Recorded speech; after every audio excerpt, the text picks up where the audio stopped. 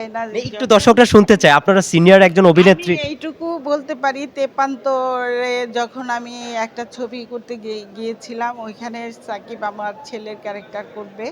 তো ওনাকে নেওয়া হয়েছিল পরে, পরের দিন আমরা শুটিং করব, ওই মুহূর্তে দেখি যে আমিন খান ওইখানে কাস্ট হয়েছে। আমিন খান, সাকিব দেখি চলে যাচ্ছে। কি ব্যাপার, সাকিব তো এটাতে ছিল, এখন সাকিব কেন চলে যাচ্ছে?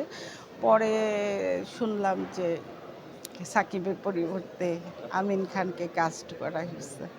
আপা, এই যে ঈদে তো ৯টা সিনেমা আসছে করেছেন শাকিব খান, কিন্তু দেখতে দেখতে কিন্তু আজকে 25 বছর এখানকার সাইড হিরো হিসাবে কিন্তু উনি অনেক কষ্ট করেছে। আপনার হাত দিয়েই কিন্তু উনি আসছে, শাকিব ভাই নিজে হাত দিয়ে, আপনাদের হাত দিয়েই কিন্তু তৈরি হয়ে আসছে, রাইট? এই যে শাকিব খান আউট নায়িকা হিসেবে, নায়ক হিসেবে কাজ করেছে, সাইড হিরোইন হিসেবে কাজ করেছে, হিরো হিসেবে, সেই জিনিসটা তো যে আপনার কাছ থেকে জানি এখনকার নায়করা সাইড হিরো হিসেবে অভিনয় করতে চায় না, যে আমরা নিজের মেইন ক্যারেক্টার হিসেবে অভিনয় করতে চাই। শাকিব খানের কাছে দেখতে দেখতে 25 বছর এসে কিন্তু এখনও সে নিজের কেরিয়ার নিজের গড়ে রাখছে, সেই জিনিসটা কেমন ভাবে কী বলবেন? আপনারা তো সঙ্গে সঙ্গে কাজ করেছেন, দেখেছেন, কোনো আচার ব্যবহার সব কিছু মিলে কী বলবেন? সাকিব খান তো সাকিব খানই, ওর সাথে তো কারো তুলনা করা যাবে না। আর ও সাইডে কাজ তো খুব কম করেছে। ও আমাদের সাথে, ও প্রথম প্রথম আমার সাথে ৯টা ছবিতে অভিনয় করেছে, আমি তার মা হয়েছি।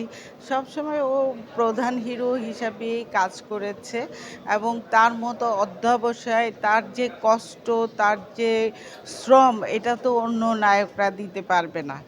আর এখন যেহেতু ছবি চলে না, নায়ক থাকবে কোত্থেকে? এখন তো নায়কই নাই। আর সাকিবের সাথে তুলনা করে তো লাভ নেই ওই নায়কদের। মাঝখানে আমি একটা জিনিস দেখেছি যে অনেক নায়কদের শাকিব খানের সাথে এন্টে হিরো হিসাবে অভিনয় করার জন্য বলেছিল, কিন্তু উনিরা কয় আমি এন্টি হিরো হিসাবে করবো না, মেন হিরো হিসাবে কাজ করব। পরবর্তীতে আমরা দেখেছি বরবাদে ইন্ডিয়া থেকে নায়ক নিয়ে আনা হয়েছে বরবাদে। সেই জিনিসটা তো যে আমরা জানি একটু ছোটো ক্যারেক্টার কিন্তু ফুল জনপ্রিয় হয়েছে, সেই জিনিসটা আমরা বাংলাদেশের আর্টিস্টের এই একটা সমস্যা কেন? আপনি তো সিনিয়র একজন অভিনেত্রী।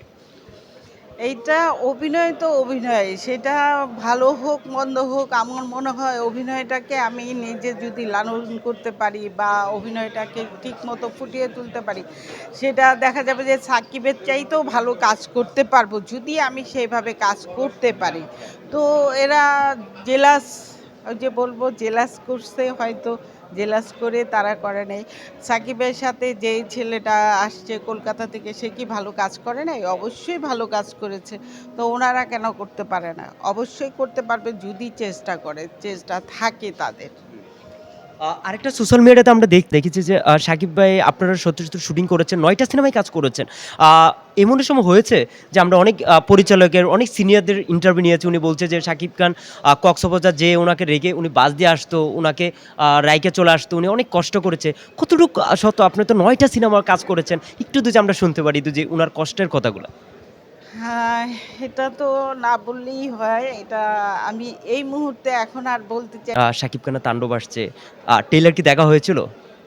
না। আমি ট্রেলার দেখিনি। আমি সময় পাই না, ওই জন্য আমার দেখা হয় না। এই যে তাণ্ডব নিয়ে যখন প্রশ্ন করছি, যে তাণ্ডবের অনেকেই দেখছি ইদারিং, যারা ডোন্ট মাইন্ড, অনেকেই বলছে যে শাকিব খান নিয়ে কেন বলছে নো। আমি শাকিব, সবারই সিনেমা দেখা হয়, আমরা একজন সাংবাদিক। একটা জিনিস হলো যে যারা শাকিব ভাই, যেমন একটা অভিযোগ ছিল যে ইন্ডিয়ান নায়িকা নিয়ে কাজ করছে, বাংলাদেশের নায়িকা নিচ্ছে না, কিন্তু আমরা তাণ্ডবের বেলায় আমি বলবো সাকিবকে বাহিরের হিরোইন কেন, আমাদের বাংলাদেশে তো অনেক ভালো ভালো হিরোইন আছে, তাদেরকে নিয়ে কাজ করো, তারাও তো ভালো কাজ করতে পারে। যেমন তুমি যেভাবে উঠছো, ওরাও তো উঠতে চায়, ওদেরকে নিয়ে কাজ করো, ওরা কাজ করবে, তুমিও ওদের সাথে কাজ করো। ওনার যে আমরা একটা প্রশ্ন করি যে একটা ভালো দিক একটা খারাপ দিক যে আমরা শুনি। আমি তো এই মুহূর্তে সাকিবকে ভালো দিকটাই দেখব। আর একটা খারাপ দিক যেটা ছিল, এটা সারা বাংলাদেশের লোকই জানে, যে বুবলি আর অপু বিশ্বাস, এই দিকটাকেই আমি একটু খারাপ দিকে দেখছি, কারণ এটা আমার কাছে ভালো লাগে নাই। আমি একটা প্রশ্ন বলে গিয়েছি, সেই প্রশ্নটা হলো বাংলাদেশে হল, আপনার যখন আগে ছিলেন হল ছিল 1500 থেকে 2000 3000 ছিল, তখন নায়ক ছিল অ্যাভেলেবল, অনেক নায়ক ছিল। বর্তমানে 6টা সিনেমা, 9টা সিনেমা মুক্তি পাচ্ছে ঈদে, 9টা সিনেমা ঈদে মুক্তি পাচ্ছে, কিন্তু বাংলাদেশে হল সংখ্যা কই? একশো 120টা হল রয়েছে, 120টার মাঝে দেখছি 9টা সিনেমা ঈদে আসছে। কিন্তু 9টা সিনেমা আসার পরে দেখছি যে তাণ্ডবী কিন্তু অনেক হলগুলো নিয়ে গিয়েছে। বাংলাদেশ হল কই? 9টা সিনেমা ঈদ ছাড়া ছবি রিলিজ দেয় না কেন?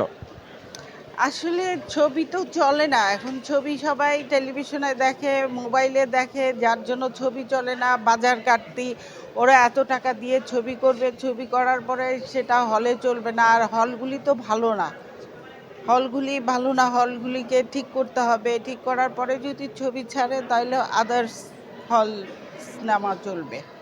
আপা আমি তো যেটা শুটিংয়ের কিন্তু স্মৃতি শুনতে পারি আপনার কাছ থেকে, মানে সেই জিনিসটা দর্শক শুনতে চায়। আপনার যারা দর্শক সাকিবের সাথে 9টা সিনেমায় কাজ করেছেন, অবশ্যই কিছু স্মৃতি আছে। যদি একটু কিছু স্মৃতি শুনতে পারি, দর্শকও খুশি হবে অনেক। সাকিবের সাথে সিনেমা করতে গেলে একটাই, ও খুব দুষ্টামি করে, দুষ্ট খুব। আমি যখন শুটিংয়ে করতে যাব, ও পাশে দাঁড়ায় দাঁড়ায় আমাকে ভেঙ্গাবে, করবে, ডিস্টার্ব করবে, আমার কনসেন্ট্রেটটা যেন অন্য দিকে চলে যায়। আবার আমি যখন করতে যাব তখন কিন্তু ও সিরিয়াস হয়ে যায়।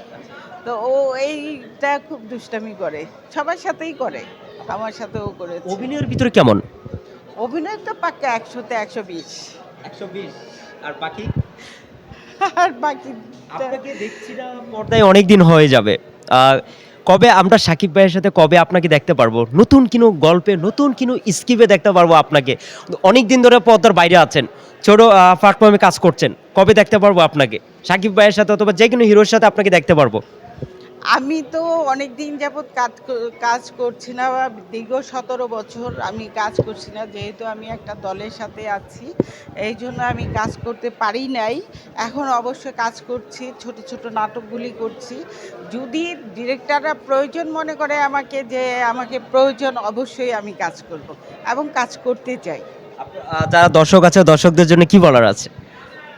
শুধু দর্শক, আপনারা বেশি বেশি করে ছবি দেখবেন, হলে ছবি দেখবেন, হলে গিয়ে ছবি দেখবেন, হলের মজাটাই কিন্তু আলাদা। আর বাসায় বসে কতক্ষণ দেখবেন, ঝিমায়া যাবেন। তবে সবাই হলে গিয়ে সুন্দর সুন্দর ছবি দেখবেন। এবার ঈদে যতগুলি ছবি আসবে সবাই অবশ্যই অবশ্যই ছবি দেখবেন।